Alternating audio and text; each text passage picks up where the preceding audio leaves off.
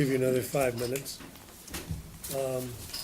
So, Mr. Secretary, can you read the call? Yep. Application 1832 of Curaleaf LLC, Agent Infinity 4 LLC, owner for a special exception pursuant to Article 7, Section J.2 of the Town of Simsbury zoning regulations for a medical marijuana production facility in the I-1 Restricted Industrial Zone on the property located at 34 Hot Meadow Street. Assessors Map E18, Block 117, Lot 001-2, Zone I-1.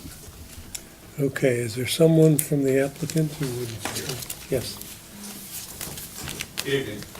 pardon? Name and address, please, Yep. and come to the podium. I'm just signing. No, you don't have to sign it. You- My name is Greg Sean, C-H-A-A-N is his spelling last name, and I'm the president of Curaleaf.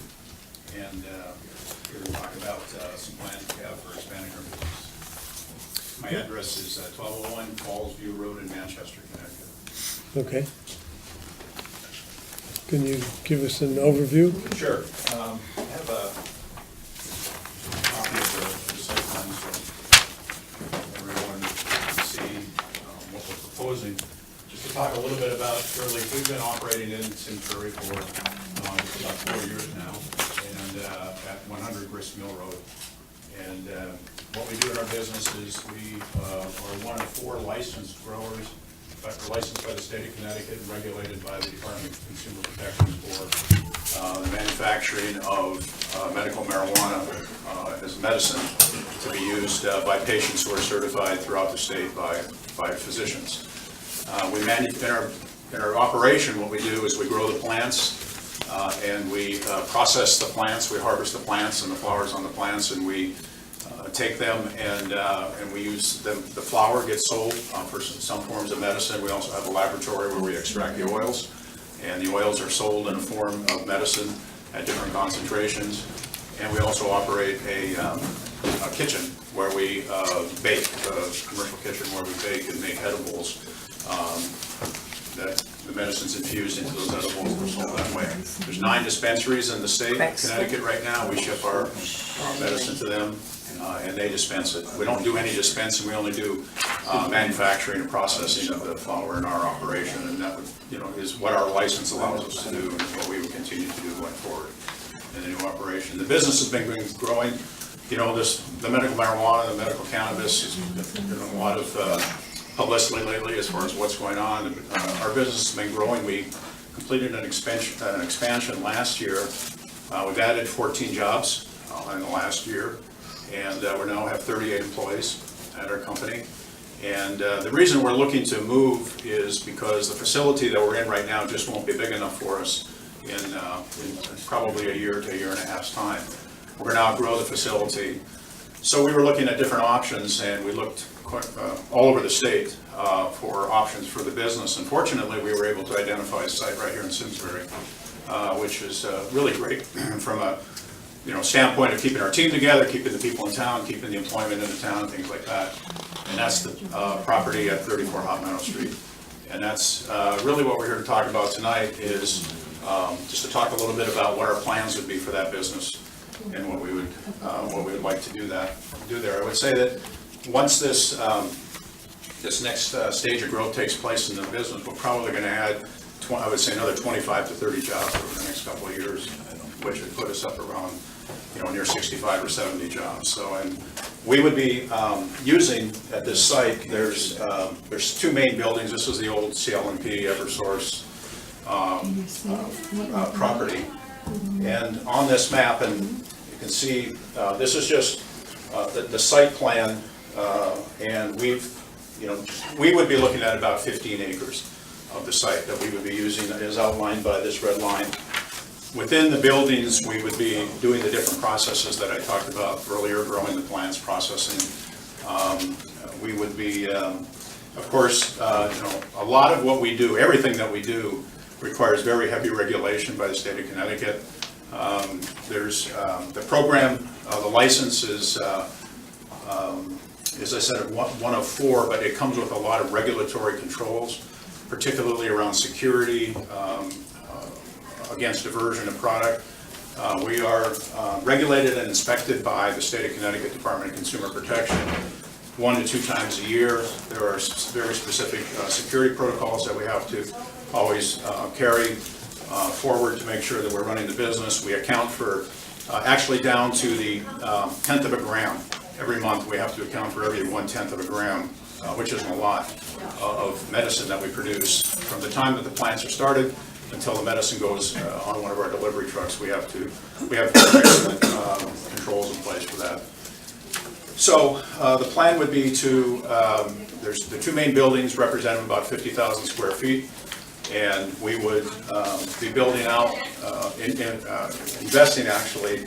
We'll invest just in the build out probably somewhere between $3.5 and $4.5 million to get the buildings to this, the shape and the size and the cleanliness. There's a lot of things. We're really like a biotech company, so we have a clean room operation. We have, all of our employees are in scrubs, and everything is very tightly controlled that way. So a lot of investment to be made in the building, and we'll do that, get the building up and running as quickly as possible. We'd like to make the move as soon as possible. Hopefully start building this fall, building out, and then physically moving will probably take place sometime in early 2019, where we would, assuming everything comes together and all the approvals are in place, we would finish the build out and start physically moving. Our license allows us to grow in just 1 location, so we wouldn't be growing in 2 locations. This would be a complete move from where we are now to where we would be going. In addition to the town approval for the special exception, the building, the site, and all the security that goes with it requires state approval. So the State Department of Consumer Protection, the drug enforcement agents, come and work like they do now, and we would work with them on all of the things that we would need to do to make sure that we met all the requirements of the state as well. So there's a few hurdles to get to, but we're very excited about the opportunity to stay in Simsbury, and we hope that we can get this done in a timely fashion. We'll just talk a little bit about the security plan. We have to, the regulations require that we have 100% surveillance coverage of anywhere where the medical marijuana is, the plants are grown, the medicine is processed, the medicine is stored. Everything is stored in a DEA approved vault. We have security cameras. A facility like this, we would probably have, I would say, over 100 security cameras right now in the facility, and we have about 75. It's a little bigger facility and a little more spread out. So we have a pretty big security investment as well, internally and externally. We have to be able to surveil the roof, the walls, the entire property, the inside of the building, the outside of the building, and that situation as well. So we would have that. We also have armed security guards on site. We would, right now we have armed security guards on site part of the day, part of the 24-hour period, I should say that, in this facility. Because it's a little bigger and a little more spread out, I would do that 24/7, so that we would have good security around all of it. So the business is growing. We'd like to, happy about the opportunity to stay in Simsbury. One last point I'll make, and not have any questions, is the signage. We would have very minimal signage. There wouldn't be any signage. We're not proposing to put any signage, nor would we want any signage on Route 10, on Hot Meadow. The only sign we would put there would probably be a small 18-inch by 24-inch sign that puts the address of the building. So for visitors and deliveries and things like that, it's easy to find. Then when you, if you go down into, towards the property, we would probably put another sign, just a street marker sign right at the entrance. The building itself will probably only have again, a small 24 by 24-inch sign at the entrance to the building so that people know where to go. Again, we're tightly regulated. All visitors that come to our site have to be, we have to notify the Department of Consumer Protection 24 hours in advance of any visitors that come. They have to approve those visitors to visit our site, and then they can come onto our site. If they aren't approved in advance, they can't come into the site. The only people that are allowed to do that are the emergency responders, of course, for obvious reasons. So, security would be a big thing, a big part of our investment, and about and also obviously about our ongoing costs. So that's kind of just the highlights. I'd be glad to take any questions that anyone has and explain in detail more some of the things I talked about. Okay. Wait till commission's, From last time, just refresh some of the story. Deliveries and pickup, I know they were very infrequent and that was a very small vehicle, but where do they happen on the new site? And how, when the frequency? We deliver twice a week, Tuesdays and Fridays, and they are in small vehicles or in vans, unmarked vans. They would be loaded, if you look at the building 1 and then building 2, in the back of building 2 in this area right here is a loading dock and a drive-in ramp.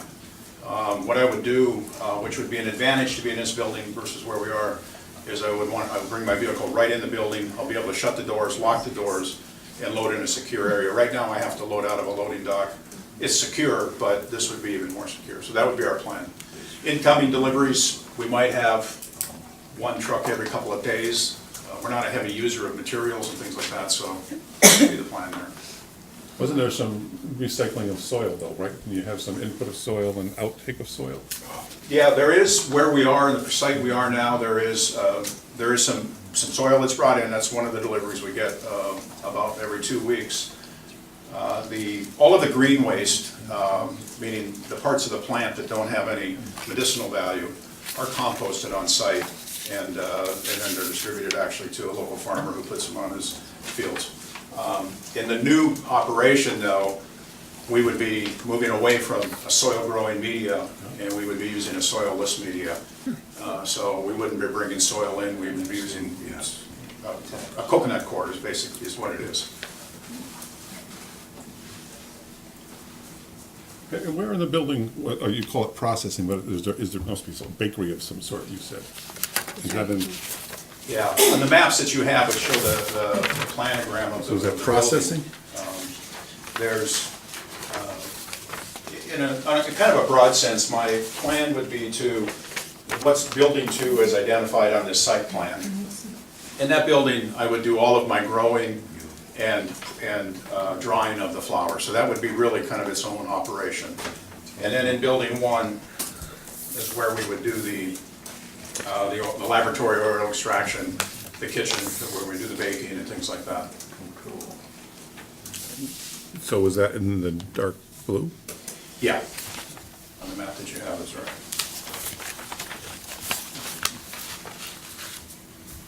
The building has quite a few windows right now around it. Both of the buildings have a lot of windows around it. The only place where we would have windows that you're able to see into would be in the office area. Everything else needs to be screened out and blacked out and built out, actually, so that there's no access to an exterior wall. all of this is going to be within the existing buildings? Yeah, we wouldn't be changing the footprint. There's no footprint changes or building? It's a build out of the inside. Jackie? We have a lot of information on this, so there is going to be, for security, there's fencing and armed guards, which, can you tell your current address? You're right 100 here, Yeah, we're currently at 100 Grist Mill. and you already have fencing there, There's a fencing around the property. armed guards there. Just so people know that you're in town currently and you're moving to a bigger facility in town. Right. And we also have a planting plan in addition to the fencing.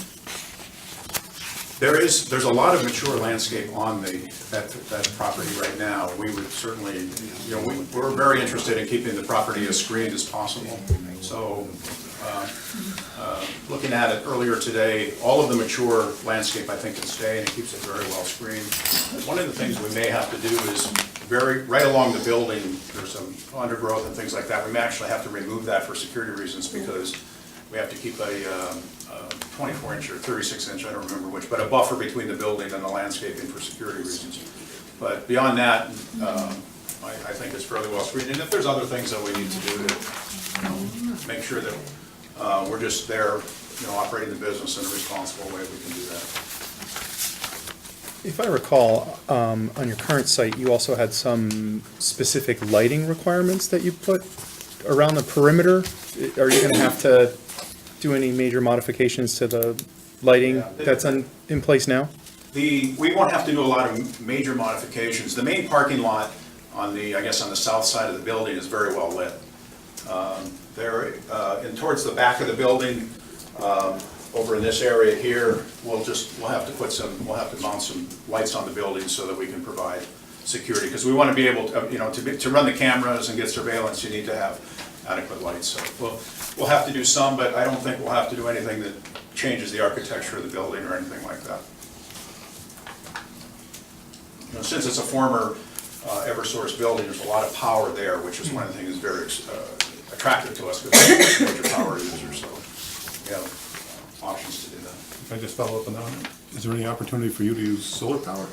I've looked into it, and current site, no, because there's not enough square footage on the roof where we are, but in this area, if we get in there and we like the way things are going, there definitely is some space to put a solar field in. Then we could have enough space to really do something to make a difference. So, Does that mean there's not enough roof space? Is that what you said, Greg? well, there's roof space here, but the power generation, Yep. and I'm going to not go too far in this because I don't know a lot about it, but I've had someone look at the building we're in, and it's a 40,000 square foot building, and really that wouldn't be nearly enough to make, to generate enough power for us to make the investment, or even with heavy grants to make the investment worthwhile. So we need to get into an area where we can have a much larger space. How's the relationship between the entrance to the building, employee entrance, and the parking? Is parking in or outside of the secure area? I actually haven't decided that yet because I don't know how the building's going to lay out, but at this point, the one thing to note about that is that there can only be one entrance and exit from the building for security reasons. So everyone has to go in the same entrance and leave the same way. Our security office is right at the front entrance. So they have, they see everything that's coming and going, everyone's coming and going, obviously there's key carded in, and employees are only allowed to work in the areas, their badges actually restrict them from being in areas where they're not allowed to work. So right now I'm thinking that the entrance would be at the front side or the south side of building 1. That's where the major parking lot is, although there is room in the back of the building at this point for parking as well.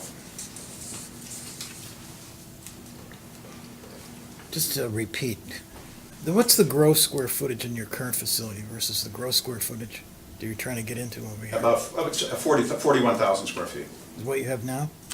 This one is, these two main buildings are 50,000 square feet. However, there are a few outbuildings, and right now that I have to do all my supply storage, everything, and some of these outbuildings that are on the property, we wouldn't manufacture in those buildings, we wouldn't do anything just for security reasons, but we may use it for storage. And the one thing, what this building will do, is because we can lay it out right to start with, the building we're in now has been built out a couple of times, so it's not very efficient. We can increase our production here by about 40%, going to a building that's only 25% bigger, just because if we can lay it out right. And I just, for the record, there is some affirmation from the sewer service responsible parties that you're going to use more water in this building than the current tenant, right? I just want to make sure that water and sewer are not going to be an issue down the road, and we need to ask that question and be clear. Yeah, I don't know what the previous tenants used. We'll probably use more, although our water usage is not a lot, because cannabis is a very water-sensitive plant, but it also grows very fast, so most of the water that it's given, it takes up into the plant. We have very little runoff. We've been on city water and sewer where we are, and it certainly will be more, but it won't be a lot more. Especially with the soilless media, because the water requirements are less. Well, down there, as you, I'm sure know by now, the Avon Water Company is a different water service. Well, now it's Connecticut Water is the new parent company, but same sewer system. Okay, thank you. Any other questions from the commission before we open it up to the public audience? Okay, Get the list. Yeah, somebody needs to get the can we list. get the list? Tom, can you grab the list On for top the of the Speakers podium. list is up there too.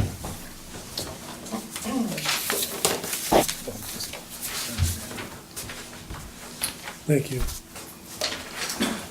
Okay, number one on the list is Sharon Byron.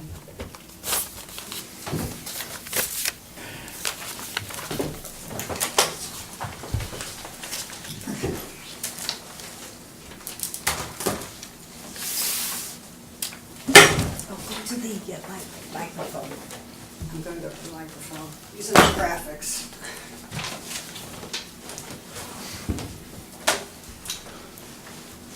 I'm Sharon Byron. I live at 17 Crestview Road in Terriffill, and I oppose the Curaleaf relocation to Hot Meadow Street because it further denigrates the reputation of the town of Simsbury. It has a unique marketing moniker, Simsbury. Number one, federal law prohibits the dispensing of cannabis. Medicinal purposes have been defined legally to include almost every malady for the benefit of legal interpretation. Number two, the path to addiction may begin with the first cigarette and may end unhappily with cancer, emphysema, or other respiratory issues. Ask any family member who has lost a loved one to addiction or drugs. And 60 Minutes just had the opioid crisis comments on yesterday. For example, my sister smoked cigarettes, married a pharmaceutical salesman, and nothing helped her combat a fibrosarcoma, even an amputated arm. She died at age 44 in 1993. In her effects, I found a note stating the pros and cons of smoking. And I'm talking about smoking as an addiction. Reasons to quit smoking. Number one, better taste buds. Number two, clean teeth. Number three, sweeter breath. Number four, no ashtrays to clean. Number five, clean windows. Number six, clean clothes. Number seven, no burns in clothing.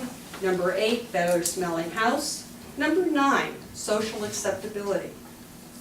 Number 10, better lungs. Number 11, better health. Number 12, savings of $625 a year. She wrote this, these are her notes, in 1983 and 1984 dollars. So $625 probably today converts to about $6,000 a year if you are a smoker. No, number 13, no running to the store for cigarettes. Number 14, no panic running out of matches. Number 15, pleasing the family. Number 16, no more dependency. Number 17, no more guilt. Reason to smoke? Satisfies a dependency. On her behalf, my son now has his PhD in public health from Johns Hopkins. This is his book here.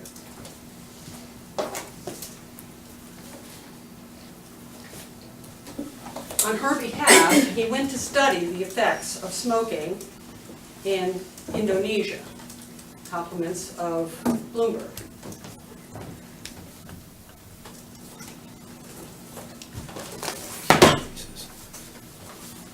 As a 72-year-old adult, these are my choices for drugs. Do they help or do they hinder? I've had contraindications to several. My doctor put me on one medication and then was off to Arizona. The next day, he wanted me to go ER for my particular medication I had a reaction to.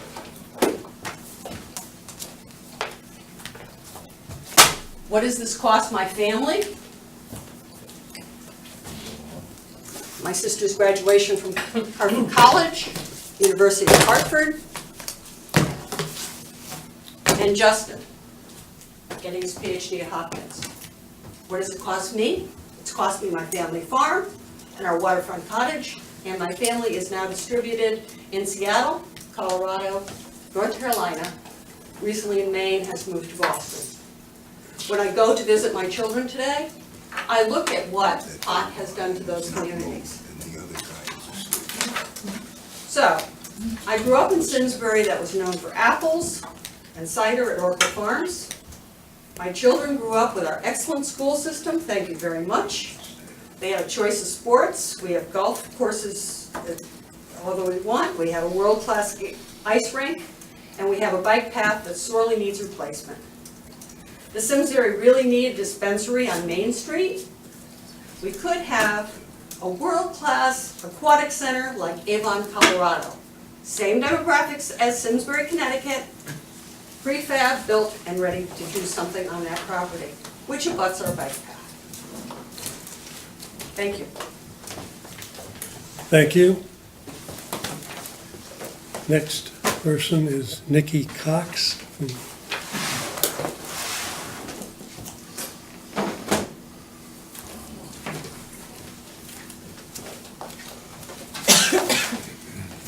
Good evening, my name is Nikki Cox. I reside at 9 Russell Lane in Simsbury, and I've only been a resident here 7 years. I'm here in 3 categories tonight: as a concerned citizen, as a scientist, and as a past employee of Curaleaf. I left Curaleaf a year ago, April, mainly because I had begun chemotherapy for multiple myeloma, and it prevented me from working at that time. Thank heavens, a year later, I had positive results. A concerned resident comes as being the location they wish to move to on Hot Meadow, where south of the location are 2 huge housing developments just approved. I think they're Simsbury and not Avon. There are a large number of young children down there. I am not against marijuana. I have not used it myself. And once again, this is a growing manufacturing facility. There is no dispensing of the drug in Simsbury itself. Curaleaf is currently located, is on Grist Mill, tucked up behind Millwrights. You go there, you don't even know it's there. There's old signage from different brokerage firms and I think financial wealth investment. You don't know, but there is the huge fence that surrounds the facility. My looking ahead is you'll drive down Hot Meadow, which you get the rural scene with a few buildings, and you look up towards Hubline Tower. We will have a big fence. It's 10 to 12 feet tall, I believe. And that gives you the effect of a prison. And I don't think we should ruin our landscape with that. As a scientist, I went into Curaleaf. I was employed as the quality control manager, and that was never fulfilled. It was a requirement of the Department of Consumer Protection. There has been and was a huge turnover of staff, and that continues to happen. Regarding it being a sterile environment in the lab and that, it is not. I have worked in pharmaceutical companies in sterile environment where you had to gown, and not just scrubs. You had mask, cap, and booties on, and that is not being fulfilled currently. I hope it is fulfilled at the new site. But my main concern is the Curaleaf we're talking about now is not the company you allowed to be established in this town 4 to 5 years ago. Curaleaf now comes under the corporation Palliatech, which has a presence in 11 states, I believe now, with growing and manufacturing facilities, and they own dispensaries all over Florida. And I believe they may even have some up the East Coast. They have taken the name Curaleaf, so it's not just pertaining to the company in Boulder. They are using that to name dispensaries around the country. So we're not talking about this small woman-led company by April Aristati. We're talking about big corporation.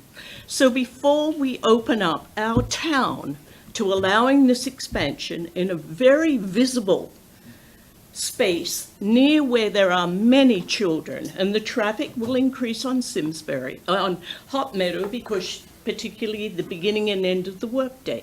There's not that much traffic in and out during a business day. But I do have concerns regarding the expansion happening. Where it's put away now, it is not in an obvious, I thought it was very close to the high school, but it's not in an obvious location. A lot of residents still don't know it's there. But I think in opening and expanding, and yes, it is a growing business, and there is a need for it. We don't know whether the state's going to legalize it or which direction the federal government's going to do. But please think over what is going to happen to this town with the expansion and just the size. You're not dealing with a small company, it's a big corporation. And you can check out Paliatech on the internet. Bloomberg has excellent business resources. And I believe the final acquisition and a merger for Paliatech to take over full control of Curaleaf was April the 18th of this year. It was previously early April of 2017 that the merger was put in place. So thank you. Thank you.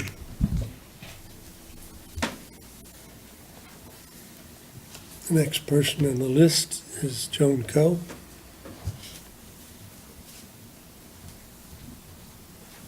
Joan Coe, 26 Whitcomb Drive. I would like to influence you to deny the Curaleaf application. We should not lose sight of the fact that marijuana is a Schedule I narcotic as determined by the federal government. According to the federal government, marijuana is illegal. According to the Hartford Courant article, Curaleaf will be quadrupling their facility operation at 34 Hop Meadow Street. The building Curaleaf wants to occupy was built around 1960. Therefore, during the renovations, they may find asbestos and lead within the building that would require hazardous mitigation. This facility is an area with a large density of residential development. The facility requires having armed guards, 24/7 surveillance, and large amounts of marijuana waste. Unmarked cars will be transporting the marijuana products to various outlets. This could become a public safety issue. Curaleaf will also quadruple their revenues that cannot be deposited in federally insured banks. Where is this revenue deposited? Are there safe rooms for the revenues on site? Are they dealing with bitcoins that are unregulated? The facility requires a large amount of water that is supplied by the aquifer that supplies water to the firing ranges on Nod Road. The area of the firing ranges has its own contamination from lead bullets and other machinery they use for tactical training at the state firing range and should be investigated. The aquifer supplying water to the state firing range and Medicom Gun Club should be tested for lead and other heavy metals. This aquifer will also be supplying water to 34 Hop Meadow Street, the Curaleaf site, which requires unpolluted water. The facility is near Creek schools for special needs students. These students regularly run away from school and will place themselves in harm's way if they run towards the marijuana factory that is 1 mile away. With the increase in production, there will be an increase in waste. Where will the marijuana waste be deposited?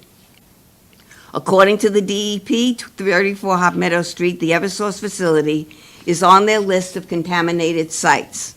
This property transfer investigation started in 2002 and has not been completed. The DEP has cited CLMP, Eversource, for petroleum spills that require mediation. Since this site has been listed as a contaminated site, how is this affected the aquifer in the area that will supply the water to the marijuana plants? According to Consumer Protection, marijuana facilities must satisfy their security features that include professional alarm systems that, at a minimum, include a perimeter alarm, motion detector video cameras at all entry and exit points in all areas containing marijuana, duress, panic, and hold-up alarms, and the ability to remain operational during a power failure. This facility will impact the quality of life of the residential neighbors in the area. The marijuana factory produces products such as med tabs, pre-rolled cones, raw flour, vape cartridges, vape pen, almond butter, coconut butter, gel caps, granola, Dutch cocoa, chocolate cookies, green tea meringue cookies, infused olive oil, coconut peanut butter bites, brownie bites, subliminal strips, concentrate, and concentrated oil. This appears to be the Whole Foods facility for the marijuana. When these treats are brought home, they are available to the entire family and friends and small children that could ingest the marijuana. The Hartford Courant published an op-ed written by Judith Grisel, a professor of psychology and neuroscience at Bucknell University, that stated, quote, "The best documented medical effects of marijuana are achieved without chemical compound that gets users high." Quote, "It is not addictive." This is false, because the brain adapts to marijuana as it does to all abused drugs, and these neural adjustments lead to tolerance, dependence, and craving, the hallmarks of addiction, end quote. With the increase of medical conditions that are permitted for marijuana consumption, physicians have increased the prescriptions for marijuana. This will eventually create another epidemic in mind-altering drugs and more mental health issues. A zone change requires the applicant to establish that the zone change is beneficial to the community. Having a marijuana factory is not beneficial to the community. It diminishes the quality of life in Simsbury and changes the impression that Simsbury is a family-oriented community. Simsbury should not be acclaimed as a community that condones the manufacturing and use of marijuana as a tool for economic development. The zoning board should not be an enabler to the manufacturing of mind-altering drugs with the increase of use and misuse by others and deny the application. And all of my comments will be posted on Simsbury Patch, Twitter at Joan Co, newsfeed on Facebook, and Simsbury Forum Topics. And I also have a picture that I took of the Mrs. Coe, factory. I'm sorry, you're well beyond your 5 minutes. Okay, Thank this you. is the picture of the factory Next, at 100 Mill Pond. excuse me. And with the fencing. Thank you for listening, I appreciate that. Next on the list is Robert Kalishman.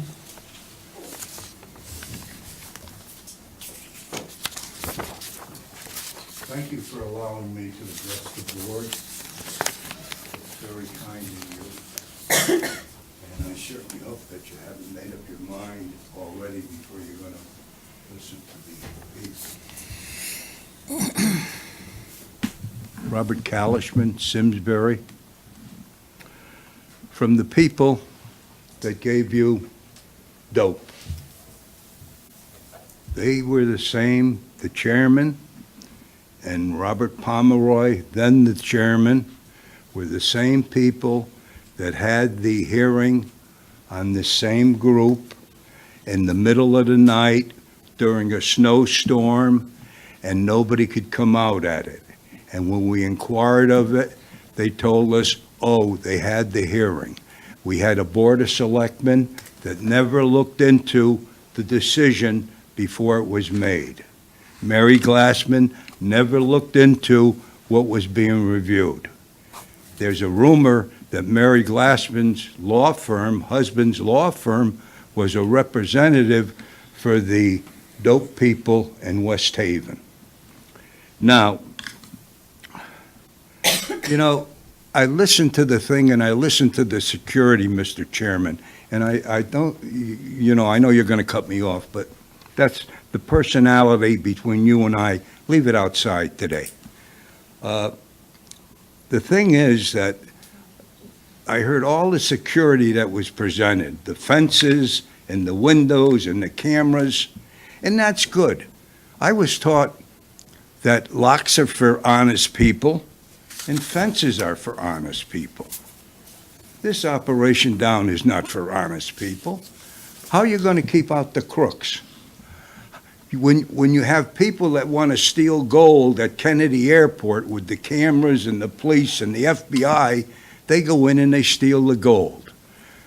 You can go to Kennedy and select these airlines that fly gold back and forth, and they've been hit many times by professional people that go in and they take the gold. What's to prevent somebody from going into that establishment? And what's the security? Is our police department, are our taxpayers going to pay for the protection of Curaleaf? Because when they have break-ins, who's going to be called? Have you contacted the police department and walked the property with the police department to point out how they could handle it, and if they can handle it? Most people know that marijuana is an entry drug. There's no taking away from it. Marijuana is an entry drug. How can we teach our children in high school that it's an entry drug when they're out there saying it's all right?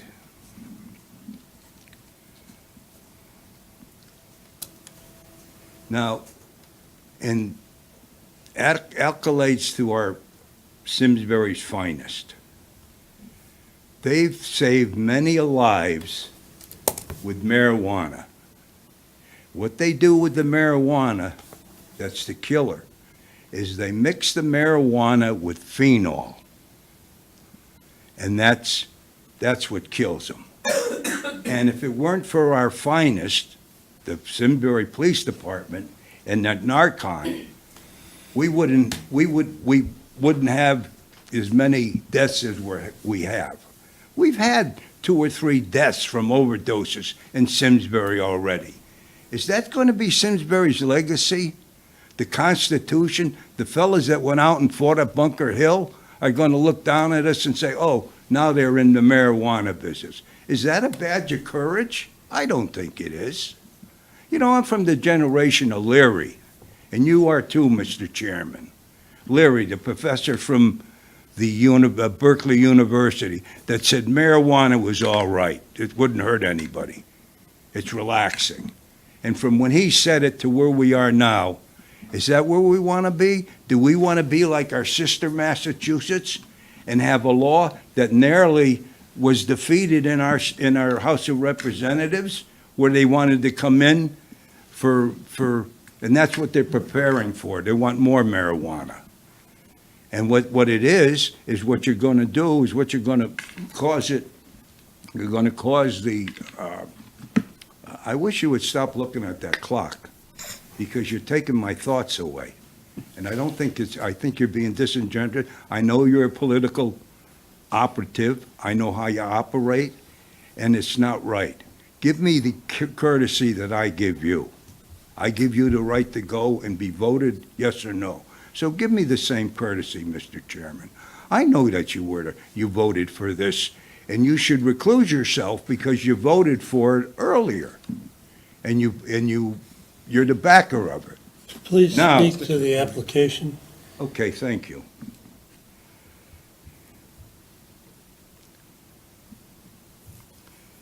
Now, the thing is that I want to leave you with one You have thought. 30 seconds. Okay. It's against the United States federal law to use marijuana. It's against to smoke it, have it, retain it, sell it, and to profit from it. And by profit from it, the U.S. Attorney and the Connecticut Attorney, John Drummond, he'll tell you that if you participate and make any money off of marijuana, you're as guilty, in my opinion, as the person that's selling it, because you're benefiting from the use of people with marijuana. That's the federal law. That's not Bob Kalishman. Thank you, who's Mr. running for the- Kalishman. You are way over your. Oh, your thank you limit. very much. You're very cordial. I appreciate your extra time. Okay. Is there anyone here vote Who for has me. not spoken? Vote for me for state representative, and I guarantee you, you won't have that law, and you won't have marijuana, and you don't have to worry about your grandchildren. Is there anyone here who would like to speak to this application further? Yes, ma'am. I didn't sign up to speak. Can I say something? You certainly may. Come up to the podium, please. State your name and address.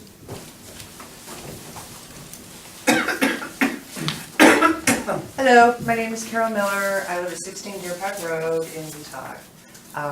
I am actually in support of this expansion.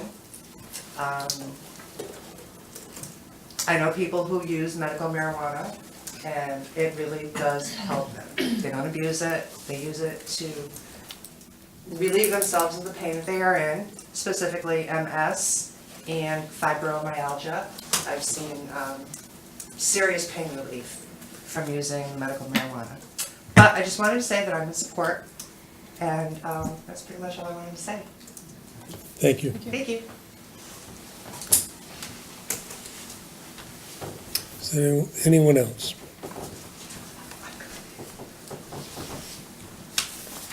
Entertain a, Well, can we just clarify the products?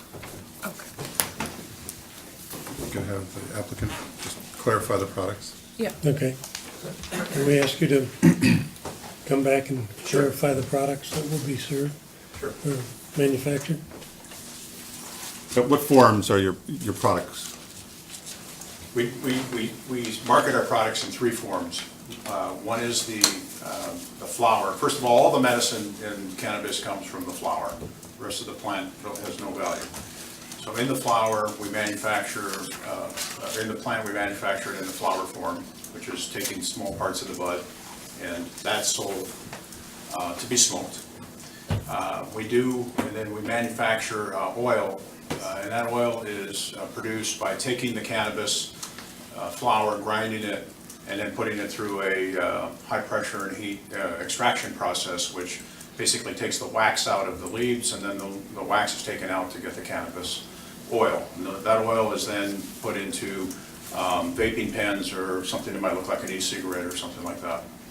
And then the third is the manufacturing. We take the oil and we produce an infused butter, and then butter is then used for baking of the edibles. Anybody else?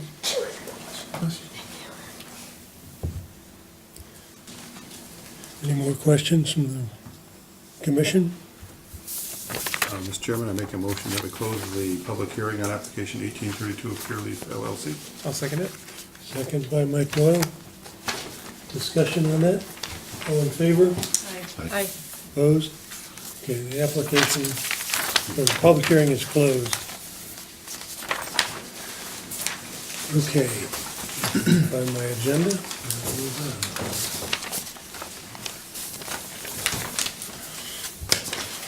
Okay, the next item on our agenda is the application 1824 of Gary McCoy, Buoyant Signs for CVS property signs. Good evening. My name is Gary McCoy. I'm here on behalf of CVS Pharmacy. I'm sure everybody's aware of the existing store on 714 Hope Meadow Street. What we're proposing to do is update the existing signage to represent the new pharmacy logo. They did go through a minor logo change over the past year where they now have a little heart symbol in front of the CVS, and they omitted the slash that used to be before the wording CVS and pharmacy. There are two main signs on the building that we propose to change out that say CVS Pharmacy with the new logo. Our proposal is to take the existing signs down and replace them with the same size or smaller signs of the same construction and same placement. So we've got two main signs on the building that say CVS Pharmacy. There's a secondary sign on the canopy where you drive through for the drive-through We're gonna change that, again, same thing, same type of construction, same size sign. And then we've got a sign on the back door for loading and deliveries. And we have a do not enter sign that we're installing at the opposite side of the drive-through canopy. There's not one there today. I'm sure there was one at some point and probably just got knocked over or got lost. So, all in all, you have an existing signage package on the building today that's 116 square feet, which is much less than what's allowed by code. We're proposing to replace it with 110 square feet, which is even 6 square feet less than what's there today. Same construction, non-lit, same color, same placement. It's really almost an unrecognizable change, with the exception of adding that heart to the sign. We were here this evening and got a unanimous approval at the Design Review Board, and I think the board would have the recommendation from the Director of Planning and Community Development with a motion to approve as presented. So I don't know if anybody has any questions on the proposal. I Anybody can have answer them. questions here? Yeah, is there a change to the monument sign out front? Yeah, there's a slat in there that says CVS Pharmacy, and I actually do not think we're gonna change that. I think Your that's heart gonna would stay the probably way just it look like is. a dot. Yeah, I think that's gonna stay the way it is. Mr. Chairman, if I may, Yes. if you look at the table, it clearly states that the monument sign is not part of it. Oh, thank you. Yes, it is. Yep, they omitted that. Remains as It's, existing, sign number okay. 7. Yep, okay.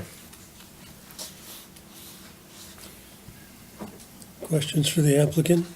Nope, we've seen this, we've reviewed it. I think, It's almost no change. yeah. Yeah. Do I hear a motion?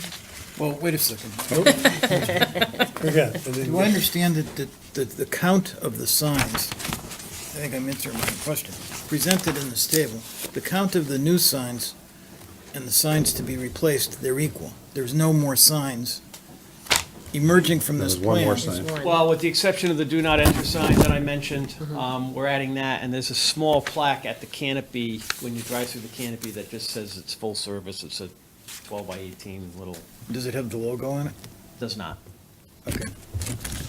And all of those were factored into the square footage that you reported? Yes. Thank you. Okay, you happy, Bruce? Yes. Okay. All right. Can we have want to make a motion? There is one. Mr. Chairman, I move to approve the sign permit regarding application 1829 Gary McCoy, Poignant Signs, Inc., Grove Property Funds, LLC owner, for revisions to the development's unified sign plan for the property at 714 Hot Meadow Street, Drake Hill Mall, associated with the Simsbury Center Code District SC1. I move that we approve the sign permit as detailed in Exhibit 4, dated May 10th, 2018, for changes to 6 existing signs in addition of one directional sign which says "Do Not Enter," with the understanding that, and condition that no exterior and/or interior illumination shall be allowed. I'll second it. Okay, further discussion? All in favor? Aye. Opposed? Carries 6-0. Thank you very much. Thank you for your time. Thank you.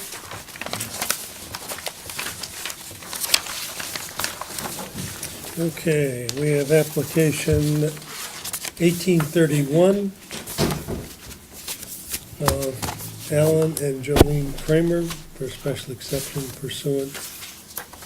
We need to table this, I Yeah, guess. this is, I move that we table application 1831 of Allen and Jolene Kramer until the July 16th meeting. When the public hearing is scheduled. Second on that? I'll second Second it. by Mike, all in favor? Aye. Opposed? Carries 6-0. It's tabled until the 16th of July. Next application is 1832 of Curaleaf, agent, for special exception pursuant to Article 7, Section J2. Zoning regulations.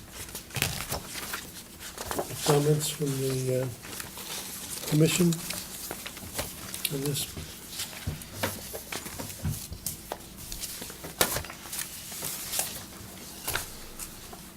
Does the material submitted identify the height of the sign that we're talking about? I mean, not the sign, the fencing around the building. Is that in somewhere, is it a 10-foot fence, a 14-foot fence? Anybody know that?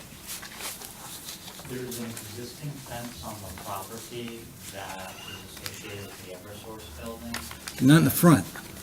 and then there is potential for a second fence to go in. I believe that will be in the 6 to 8 foot range. Staff's draft motion for discussion, we're recommending that at a minimum that the black vinyl PVC coated chain and hardware. That's the type of fence will become invisible. Discussions we've had potentially with the landowner would be the intent to upgrade that also, that fence also Which fence? around the parking area. There's no fence in the front of the property. I know, I see it every day. So we're not looking at a solid 10, 12-foot fence? The fence is security related. So staff recommendation is to have the nature of the fence to be the black tree and hardware at minimum, which tends to blend in with the surrounding landscape.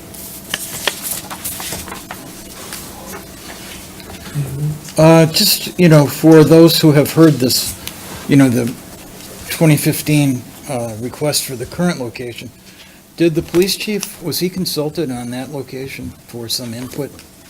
And was he consulted on this Yeah, location? it's in our, Yeah. yes. Well, it might be here tonight, Jackie, but I didn't get to read it because I don't think it was online. Just in summary, and Mike can provide some additional background. In Mike Liddon's report to you, he did talk to the chief of police. This is a report that was regards to- delivered tonight to the commission members? In your review, that's part of your packet, Mike did report that he spoke to the chief of police with regards to a review of any incident associated with the existing facility, and they reported back there have been none. And again, Mike, if you need additional follow-up, Mike can provide that. But it's in his written review. Okay, and the written review covers the question of, did he have an opinion on providing security or support for the new facility? Security is associated with the state permitting, not local. So if there is a intrusion there by criminals of some sort, then they're not going to call the Simsbury Police Department, they're calling the state, There- or who? Ultimately, the first responders are the town of Simsbury. If an alarm goes off at that building, or if there's an emergency Okay. incident. Thank you. And so, Simsbury Police- at this point, no one has asked, I don't want to put words in your mouth, Mike or Jamie, but no one's asked the question of, do they feel like they have enough resources to provide what might be called for in terms of additional support for that location? The chief said to me he did not have a public safety concern for this location. Based on the track history with 100 Gristmill right now, the operator, the fact that there's very little security changes to their operation, what they're doing right now. Obviously, as you heard from the executive director for Curaleaf, they may increase guards to 24 hours, 7 days a week, just because of the new location. However, they did not have a concern from a public safety perspective. And I shared with him the proposal, the proposed layout, along with the security plan, which is in your packet, exhibit, whether that's 8 or 9. Sorry, my report is exhibit 9, I think security was exhibit 8. And then Mike's report does reference the track record of this facility in town with regards to the incidents, which, based on research, there were none reported. Yeah. That's great information. Maybe it's me. I couldn't find a report from Mike online before this meeting. No, it was distributed in the paper packet tonight. Tonight, so we haven't had an opportunity to read it, but, so that, it's there, okay. One of the speakers raised a question about the fact that that property, and I realize the applicant is talking about the middle section of a 60-acre tract, but that property's been identified by the DEP, and it's listed on sites that are potentially contaminated sites. And I'm not sure if, when the property was being considered in 2014 for conversion from I-1 zone to a PAD, I raised the question of the monitoring wells that are on that property. And what are they monitoring? Who's doing it? What are they for? When does it end? And at a subsequent meeting, the answer was that Ms. Blatt, B-L-A-T-T, responded that Hiram Peck looked into that matter, and all the monitoring's being done by CL&P. So I raised the question, I don't know, if others share the concern, but CL&P's not there anymore. And so, as it comes up from one of our residents, I'm still wondering what's going on with the monitoring wells. I believe one of the buildings is now sitting, one of the garden home apartment buildings is sitting on top of what used to be a monitoring well. So one of the three that I submitted pictures of, I think is gone already. So my question is just whether there's information that's been made available to the town about the CL&P responsibility for the monitoring wells on that property. I mean, it's a fact, that property is listed as a contaminated site, a potentially contaminated site. It doesn't distinguish the middle third from the outside edges or whatever. That 60-acre parcel. Correct. The site is listed by deed, but one thing the commission needs to understand is that the ownership of that property, when it was Eversource, prior to that CL&P, well, Northeast Utilities, was Mr. Greenberg. A lot of the environmental concerns come in on the Transfer Act, and this property is retained by Mr. Greenberg. It was leased by the prior tenant, and it will be leased by the new tenant. There is no transfer of title on this property, so there's continuing monitoring responsibilities by one of the tenants. The only property that has sold on the larger tract that you referenced as 60 acres was to Eli Pintal and Garden Homes out of New Jersey. Otherwise, Mr. Greenberg and/or affiliates of Mr. Greenberg retains control over the remaining acreage.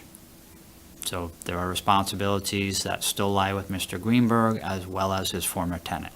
And Mr. Greenberg is the owner through an LLC of the property potentially being leased by Correct. Curaleaf. And so Correct. the question still remains, is somebody monitoring those wells? CL&P is gone. The former tenant as well as Mr. Greenberg. Do you know that? Do they send copies, or are you just assuming? Aware of the monitoring that is ongoing. Oh. I'm here if you want to ask me a question. Actually, I didn't see you. No.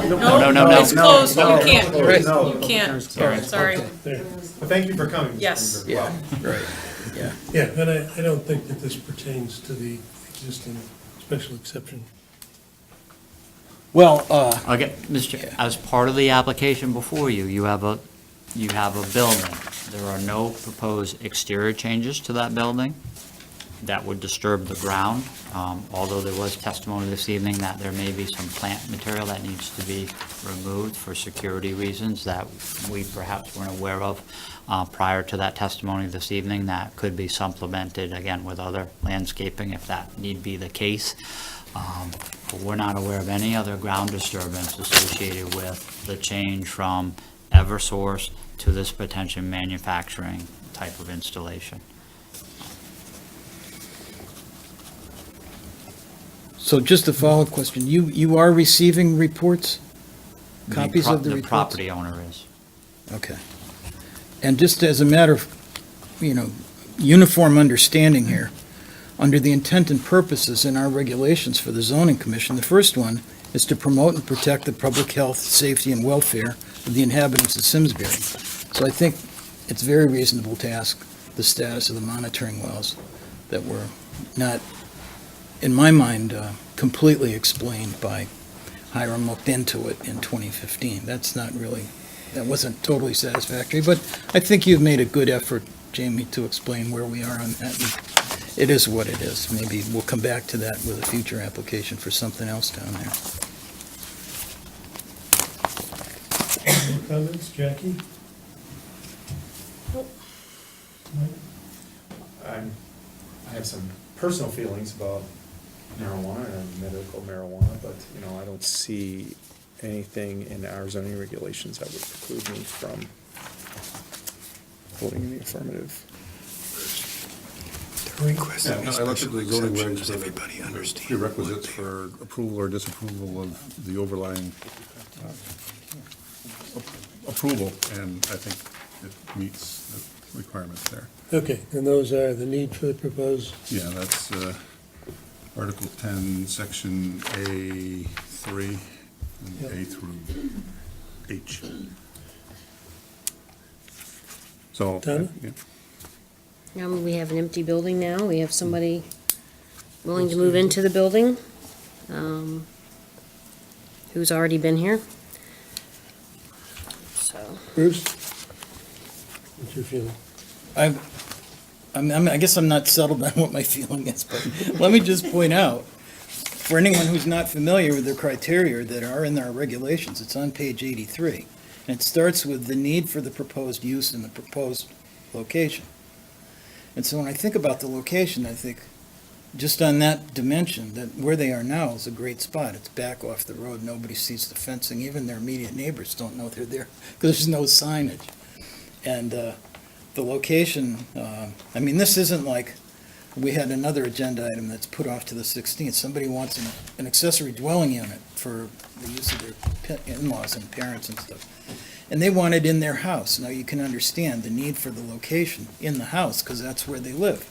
But the need for this particular business to be in the south gateway, you know, a couple hundred feet from Hot Meadow Street, I guess I'm still not totally comfortable with that it satisfies the need for the proposed location. I'm not, you know, and again, is it a 10-foot fence? Is it black or green or whatever? But it is what it is, and I guess need for the proposed use in the proposed location. Is that the only place you can have a marijuana facility?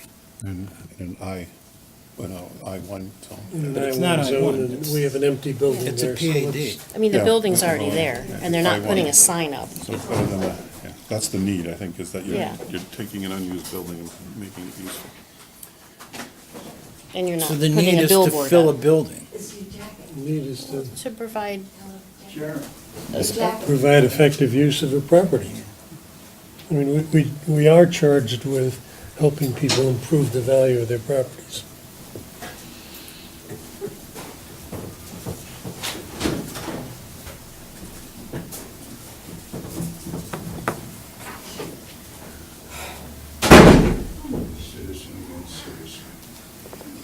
So we've got, I think, 5 people who are willing to entertain a motion for this. All right, Mr. Chairman, then you ready to make are you, need more time, or are you okay? Make the motion. Okay. No, I have too many reservations. I'm not going to vote in favor.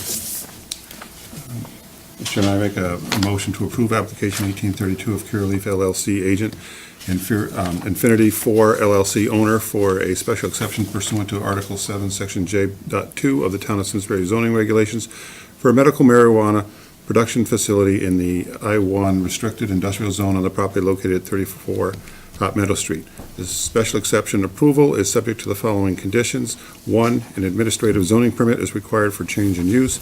2, approval is for medical marijuana production facility. Changes to this will require approval by the zoning commission. 3, signage will only indicate street address. No signage is proposed with company name or identification. 4, any proposal to transfer the ownership ownership to any other entity shall be made known to the town. And 5, any new fencing will be black-coated vinyl if required.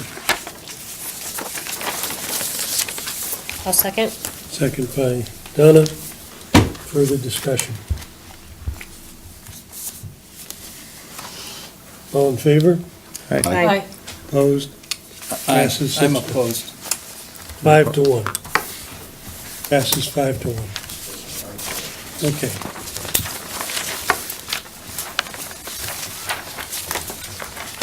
We have new business, 1833 of TrueMade for a site plan amendment for new signage. Recommendation is to table that. Is that- Mr. Chairman, I make a motion that we table application 1833 of TrueMade LLC agent Town of Simsbury LLC owner. Until our, do we have a meeting, July 16th? July, Or, Mike? July 16th meeting? July 16th. July 16th meeting. Second. all in favor? Aye. Opposed? Okay, so we table that application. Mr. Chairman, just for clarity, who made that motion in the second? The table? Yes. Yeah, I did. Kevin? Donna seconded I it. seconded. Thank you. Okay, the next application is 1834 of Sean Bosco.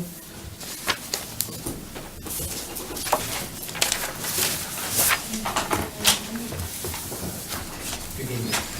My name is Sean Bosco, Bosco's Garden Center. To put a greenhouse or an existing pergola at our location at 1376 Hot Meadow Street. The greenhouse will be constructed of galvanized steel with polycarbonate tops and sides.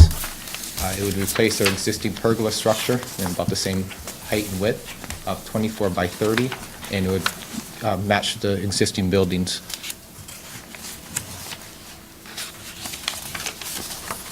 I came before the design review before with a unanimous approval on that, so. Any questions? Is the structure, the footprint is similar in size? It is, yep. And the height? The height's gonna be 14 feet at its peak, and the height on the sides will be 8 feet. Oh, okay. And what's the height of the current structure? 8 feet.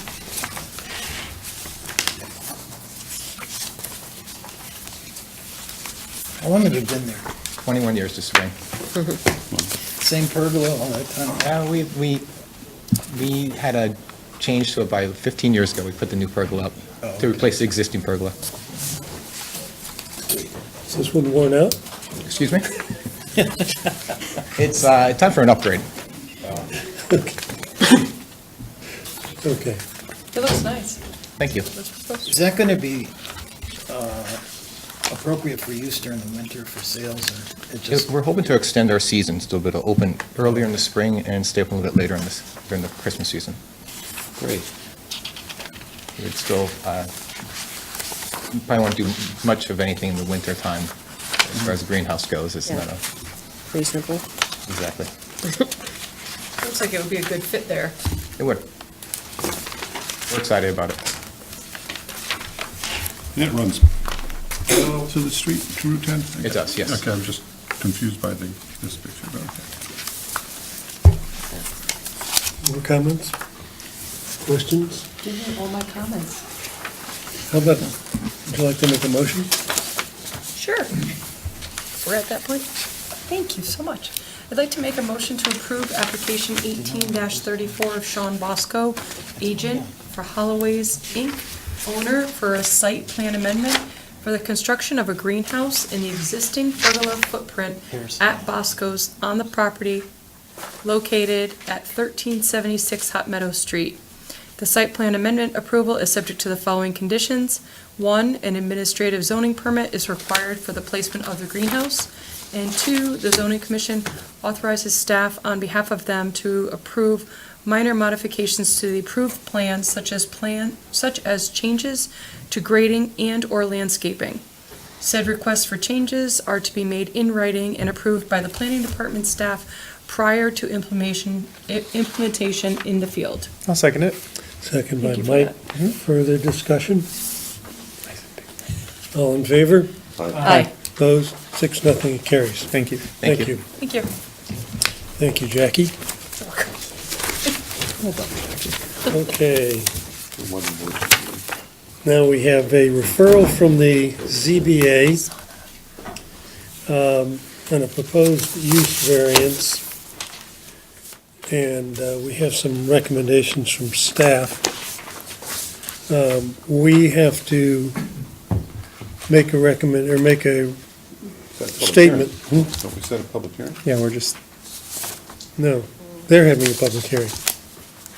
Mr. Chairman, if I, Under the regulations associated with the zoning board of appeals, as well as your own, when there is a request for a use variance to the zoning board of appeals, they have to send a referral to the zoning commission and the planning commission regarding that application. And we give them our referral and that they need for the 27th of June. And our regulations, according to staff, our regulations say that they can't give a use variance. They can give a dimensional variance, but a use variance is out of bounds. And I think Jamie gave us a recommended statement. Gave me one anyway. Again, you do have a staff report from Robin Newton, our code compliance officer, dated June 11, 2018. That should be part of your packet. Those were, the original things were to build the building there. And what they're trying to do now is to have a use, which is the diesel repair facility, which isn't permitted in a I-1 zone. And everything would be interior. Everything that they're looking to do would be inside this Yes. building. It's the use that It's is the not use. conforming. It's the use that wouldn't be conforming, and so. They're not looking to do sales or anything else, is what I read. Right. No outdoor storage or sales. Right, but the ZBA is considering giving them they've asked the ZBA to give them a variance. Right.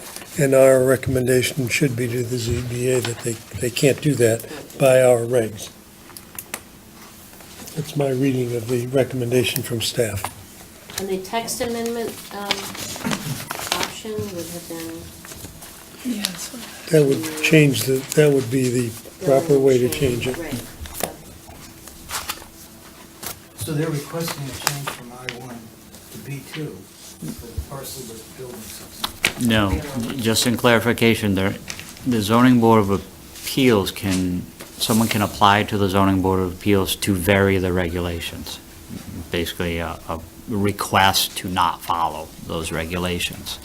The request is to operate a repair business that is not permitted in that zone, which is classified as a use variance. In most instances, the appropriate way to handle that type of request is through the zoning commission as a legislative action to ask you to amend your regulations associated with uses allowed in that zone via a text amendment to potentially allow repair facilities in an I-1 zone versus an application for a variance. They could also propose, part of the zone to be changed, or again, but typically it's handled in a text amendment format. You've had a number of those before you. You potentially have a discussion on another matter in a preliminary manner this evening to discuss a potential text amendment versus that property owner's avenue of going and asking for even a dimensional request. They're choosing to discuss a amendment to the regulations with you this evening. Right, everybody agrees, understands? The statement in Robbins quotes the zoning regs, which is the requested variance shall not permit on a site any use to exist or to be created which use is not already permitted by right as set forth in the zoning regulation for that zone. And they would be asking to do something that's not allowed. But isn't that what they do? That's their business, isn't it? No, they can vary dimensions, a variance from setbacks or heights or, but use is I got it. prohibited by our regs. Mr. Chair, also to respond to Mr. Elliott's question, the role of the ZBA is to allow variances to the regulations when the applicant can show that they have a unique hardship associated with the property subject to that variance request. and it has to be a unique hardship, not typically financial in nature. So if someone is requesting to utilize the property in a manner not presently allowed in your zoning regulations, contrary to a specific section that says they should not do that. Kevin, do you want to propose a motion? Dave? Mr. Chairman, I make a motion to advise the zoning board of appeals that the zoning commission determined that the application before them, a use variance, should be handled as an application for a text amendment and/or zone change versus a use variance, which is prohibited by our zoning regulations and undermines the legislative authority given to the zoning commission under regulations and state statute. Here, a second? I'll second it. Is there a discussion of that? Well, very eloquent stated. That's it on my best. All in favor? Aye. Opposed? 6-0, it carries. Thank you. That was a little different. One is out of the Had norm. to think about that. Okay, how are we doing in our, we got Chris Smith tonight that we want to hear from, and our zoning regs. We're going to hear those two things? We have no new report on our zoning regulations, so Chris Smith would be your Okay, next agenda item. okay, come on.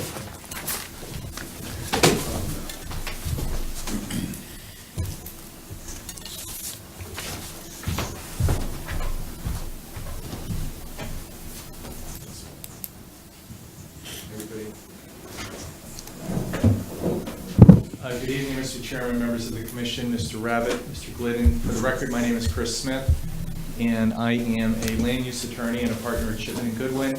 And first of all, I'd like to thank both you and your professional staff for accommodating us this evening with what is, and we understand it's an informal, non-binding pre-application conversation with you, hoping to obtain some guidance going forward. And what I typically do when I'm doing one of these, this informal pre-app, is I just like to note at the beginning, we understand it's non-binding. Somebody could say they think something's a great idea and change their mind during an application process. If we go forward with this proposal, it will involve a special exception application with public hearing. But I also like to point out that if you think it's the worst thing that you've ever heard, please tell us. We'll go away and we'll come back with a different strategy or approach. So having said that, I'd like to indicate that I'm here this evening on behalf of and with Tom Evans, who is the owner of 132 Hot Meadow Street. And this is diagonally across from the Cumberland Farms and the pool barn that Tom did, and a couple doors down, so to speak, from the Dunkin' Donuts. This is an existing site. It's located in a B1 zone, and it's approximately a little above a half an acre. It's 0.54 acres, 23,000 square feet and change. And there's an existing barn that's non-conforming, an existing house that's non-conforming. It hasn't been used in about 10 years, at least 10 years. And what Tom would like to do is have a package store wine shop use, which is permitted in the zone, in a B1 zone on the property. He's been working with Dale Cutler to come up with a site design that's acceptable. The idea would be to keep take the barn down, which is non-conforming, so that would be lost, abandoned, so to speak, and then come back with take the single-family house down, retain that footprint, and then construct a new building, approximately 2,800 in square feet, I think 2,856. In doing this, and as Jamie indicated, there's different approaches. There's just there's one specific regulation that this proposal does not comply with. And that is, if you were to go to section 10 in your off-street parking requirements, I believe it's subsection E of Article 10, excuse me, it does provide that the setbacks for parking, as you're well aware, is 25 feet in the front, 15 in the side, and 10 in the rear.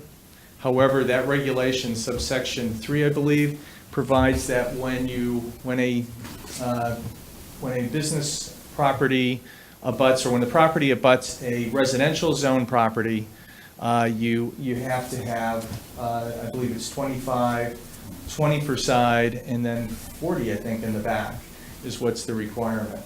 So it expands what's the underlying zoning, or what the parking regulations require for a setback. We do abut in an AZ zone, which my understanding is doesn't exist anymore. And we have the Talcott Acres condominiums to the rear.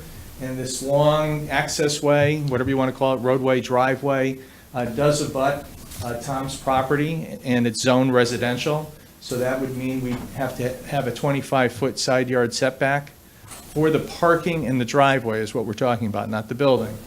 So that would be required for just this access way, our driveway, and for the parking. And what we'd like to do is retain what would otherwise be the parking setback requirements for the circulation, which would be 15 feet. Simply because this roadway is here and it's zoned AZ, which, in talking with Mike, I mean, clearly, I mean, it's a residential zone, it's multifamily. Approximately how far is the driveway from the property line? Oh, this driveway? Their property line. Is the driveway right on their property line? No, it's probably another 30 or 40 feet in from that line. Yeah, you should put that on there. Make a point of that next time. It is. So the idea would be to consider a text amendment instead of opting for the variance option, and which would be within, as Jamie just indicated with your last motion, within your legislative discretion, obviously. If you liked it, you could approve it, and if you didn't, you wouldn't have to. And the idea would be to, in one of two approaches, one would be to incorporate language into your existing regulation, and we would have a packet handed in and have all the language, working with your professional staff, worked out ahead of time to submit to you. But it says here, quote, "Where parking areas abut a residential zone, parking spaces and circulation drives shall not be located within the front, rear, or side yard setbacks." So what we would do is either have a provision that would continue saying, except in a commercial zone that abuts probably an AZ zone district. We understand there may be 5. We would have to do an analysis, and we would come in and present to you what properties would be affected by this. Whether it was limited to a B1 zone property that abuts an AZ zone, or general, or all the business categories. Again, we would work with your professional staff to come up with something. But it would provide that relief, or we could call it out separately, where we would say that you could reduce that requirement up to 50%, which you do have with your coverage. And we would need to employ that with this proposal too. And I'll come back to that in a moment. That's the second issue. But we could also, working with your professional staff, with Jamie and Mike, is to maybe have a provision where you can reduce the 25 feet up to a certain percentage, again, by special exception approval, which you do provide for impervious surface. Impervious surface, just jumping to the second issue, is 40% for this property. And you have the ability under your regulations, it's Article 8 in your table, I think it's footnote 8, to adjust that and increase it up to, but not to exceed, an additional 50%. And this is actually shows 56.7% coverage, which is above the 40% that's permitted, but it is within the 60% that could be permitted, the maximum under your note number 8 to your table, with your height and, I believe, in area requirements. So we could also do a text amendment for that, or we would just come in and ask for a special exception to extend or increase, the coverage up to 56.7%, which is what that current Dale indicated. That's what we're looking at. But first and foremost, we were really concerned with the parking and the what you call the circulation drives, being able to go to 15 feet, which again would be the normal setback for parking under your regulations for the side yard. And again, we could draft it where if there aren't any units, if it's so many feet distance, if it's a driveway, whatever.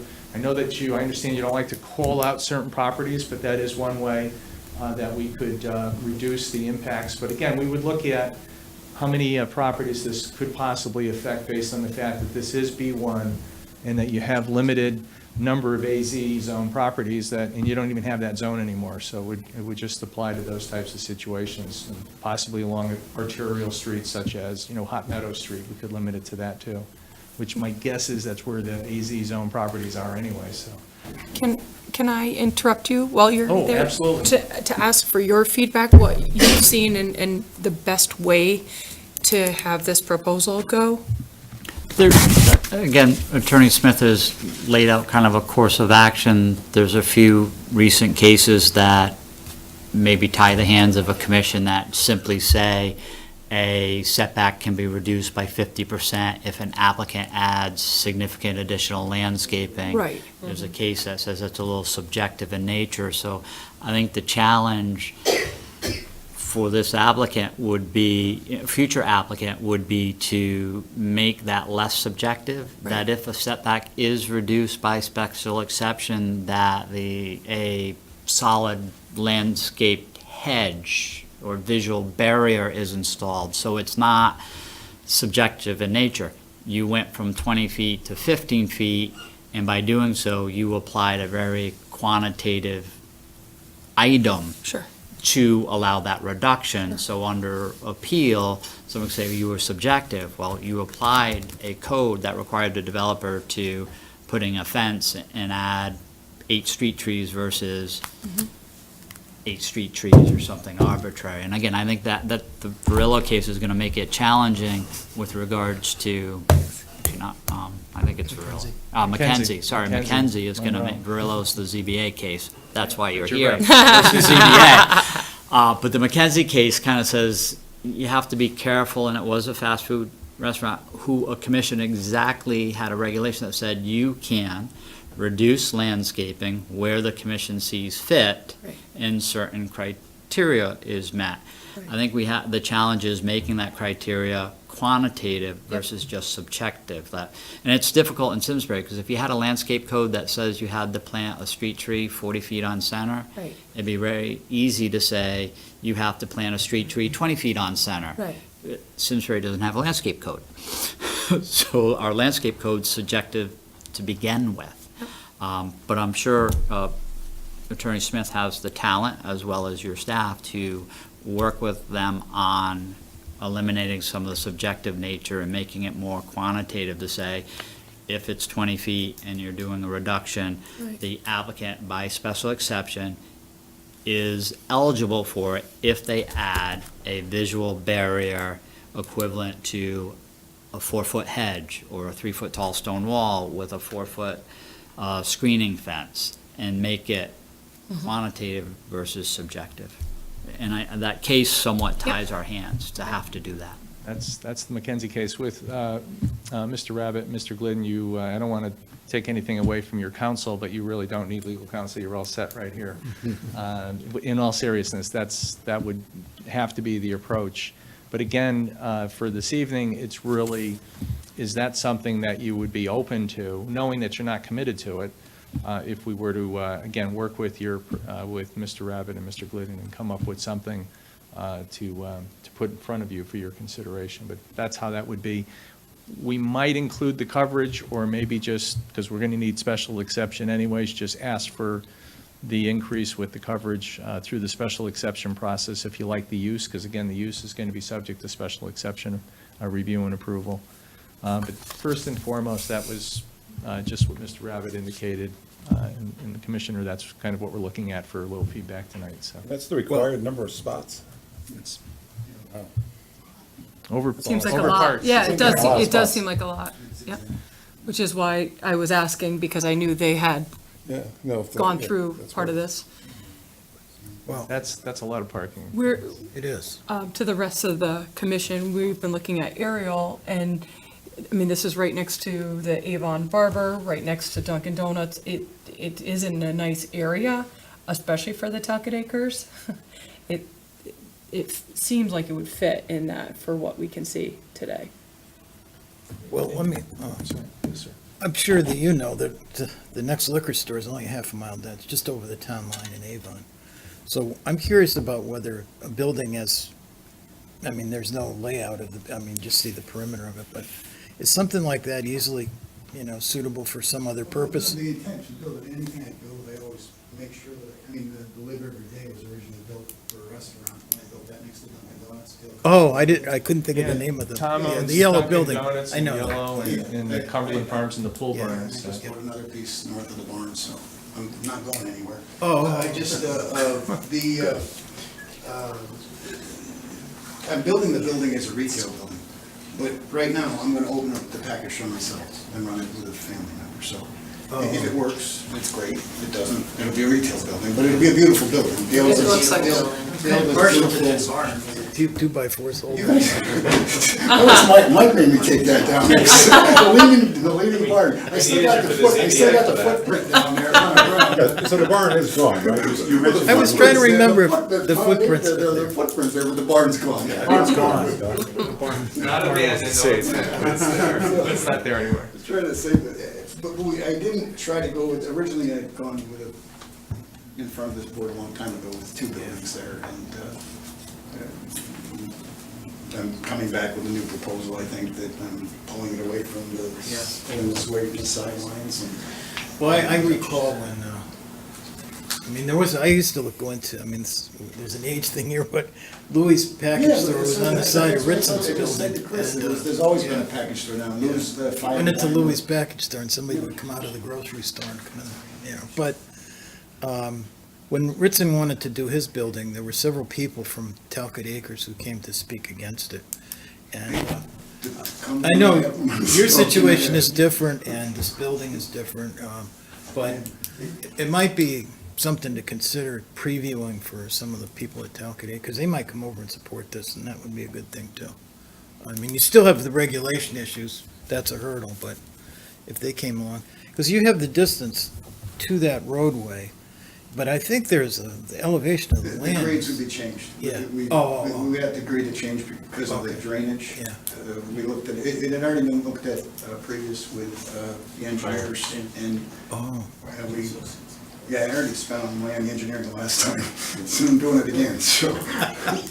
Do they have landscaping along their drive? Say that again? Landscaping along the drive? Do they have landscaping? They just cut it all, remember that storm that knocked all the trees down? They just cut them all down and they just re-landscaped, put some new shrubs to the left side between us. Right, so it's not like they have a hedgerow? There are gonna be pines that are gonna grow in. Okay. Yeah, Because I just was wondering, if you're gonna have a hedgerow, they're gonna have a hedgerow, we got a road down the middle. Yeah. But it would be helpful to have that context in the Yeah. next site plan. Or You some know. pictures, yeah. Oh, absolutely. When we So did that we for can the- tell a special what's going exception on. application, we Right, definitely, so that's, Yeah. good point. so there's that. Paper can't do that. What's that? Yes. I just have, Yes, aerial. I have an aerial, a Google map of the site. This has the Picture's barn worth still. 1,000 Yeah, it words. has the barn on it. Sure is. That's, we'll have an aerial here that night when we get to that point with the special exception. I think it's a good plan. I don't think you're hearing a lot of negative overall. In which of those is the main entrance? When you look back? You come in through the ramp, through the back here. Oh, it is to the, Yeah, oh, through that's the side. parking lot, you come in through the handicap ramp back here. And What's the other sidewalk, just a, it would be a rear, you need to have the exit. Yeah. So you have the entrance, exit, and then this would be. For What's the deliveries or west something? facade look like? Is it there somewhere?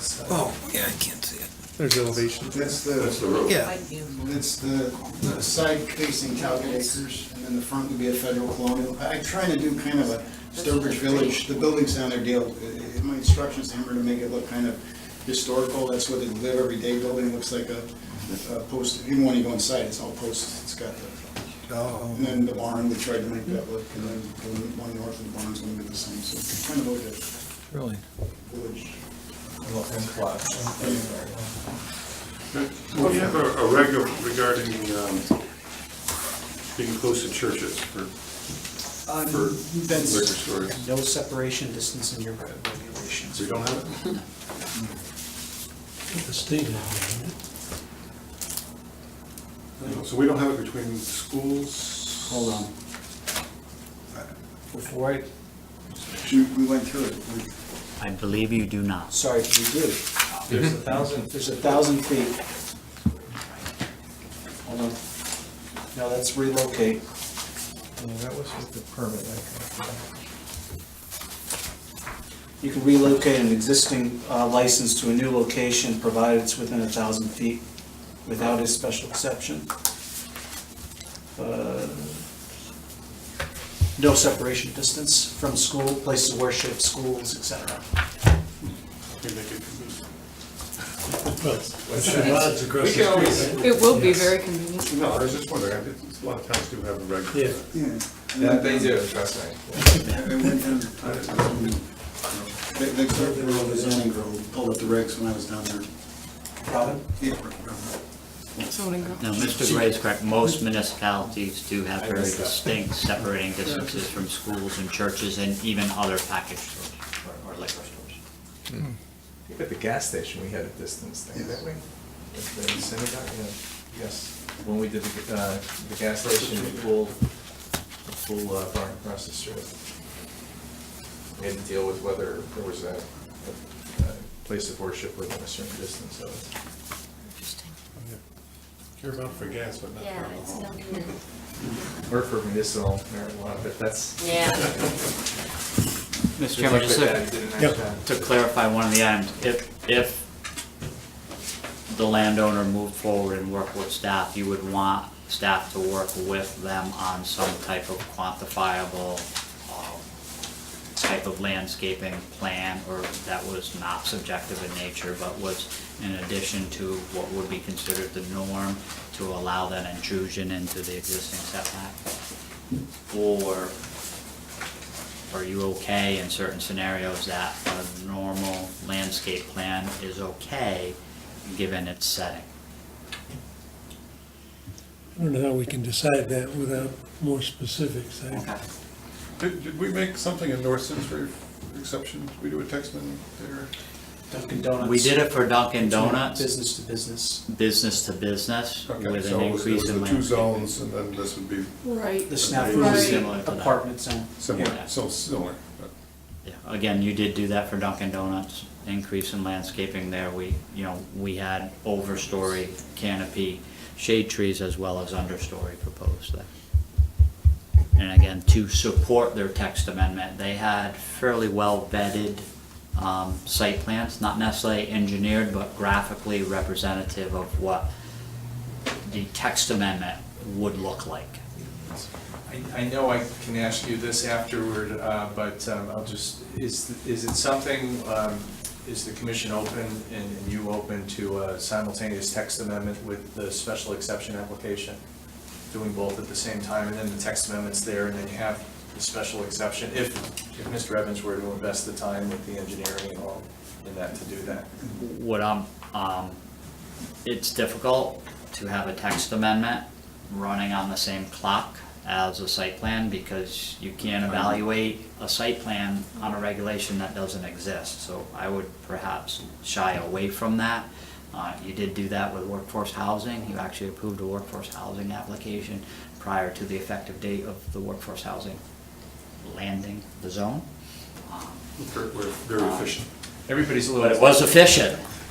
That's how I usually do it, but towns are different, and everybody's a little different with it. But from my perspective, if they were going to go the text amendment route, it's really a graphic representation, not a full engineering of what the site would look like, but enough information and data to support the words. So the expenditure on the applicant side isn't a full-blown site plan. It's kind of a small portion of a full-blown site plan to see if the text amendment was successful. But my opinion as your plan. That answer your question? I think so, but I'll follow up with Mr. Rabbit. So I think we're inclined to do the legislative.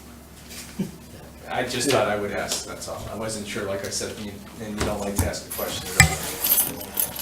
From my perspective, substantial risk on an applicant to apply for a text amendment and do full engineering plans, not knowing a text amendment is going to be approved. I certainly point that out when we go forward, yes. Right. But thank you, again, thank you both, and thank you for putting, considering us this evening at the end of your agenda. You had a busy one. Wasn't overly busy, but it certainly was a challenging one. This is not 2 o'clock in the morning. Yeah. I've been here too, so I know you have. All the work you've done so far has been great, so. Yeah. Yeah, thank you. Appreciate it. Thank you very much. You're welcome. Staff have anything else? I have nothing more to add, I will do one quick follow-up from design review that Jennifer Marine is entertaining resigning from the DRB due to a residential change. She and her husband bought a house in Avon. They put their house on the market in Simsbury, and it sold much more quickly than she thought. So she thought she, as dual residency, she could stay a little bit longer on board with DRB, but unfortunately, that is not the case. Also, she has a work commitment in New Jersey, and will be traveling back and forth for an extended period of time. She's involved in a new hospital startup. Ground-up hospital. We need to schedule, our subcommittee. The calendar. You guys are running late. I know. We need to get that done. Yes. We're close. The motion to adjourn? Second it? All in favor? Aye. Opposed? Thank you. Yeah. I know it's already got somebody in place. Oh, really? Yeah. That's good. Somebody good. So then we really need another architect, then, right?